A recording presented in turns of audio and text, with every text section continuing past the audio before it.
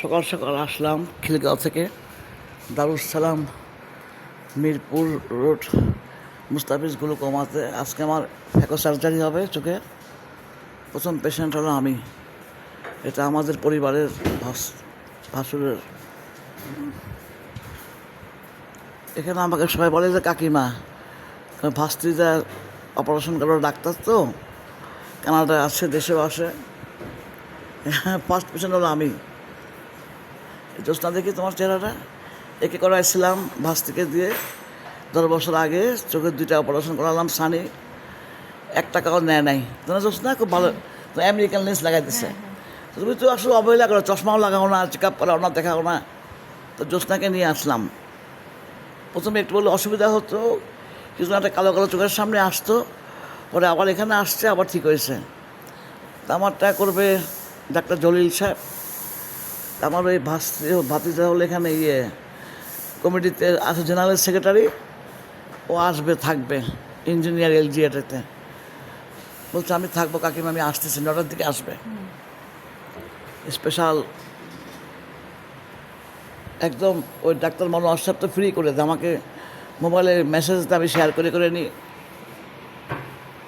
Elephant রোডে আমাদের চশমার দোকান ছিল বিশাল। ফার্স্ট পেশেন্ট হলো আমি। দেখেন কি সুন্দর। ওদিকে একটু ভিডিও করে নিয়ে আসো আমার থেকে, কক্ষগুলি দেখা দাও তো আনোয়ার, ওইখানে ভিডিও করে নিয়ে আসো। কক্ষ সামনে অনেকগুলি, খালি পায়ে যাও,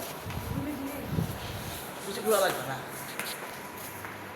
কক্ষ ডানে পাবেন, কক্ষ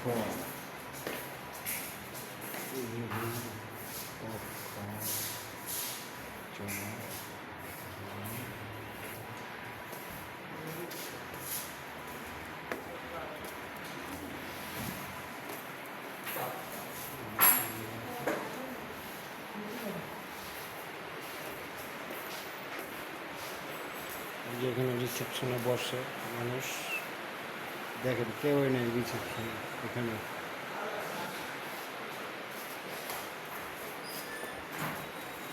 একটা লোক যেখানে কাজ করতেছে আমাদের।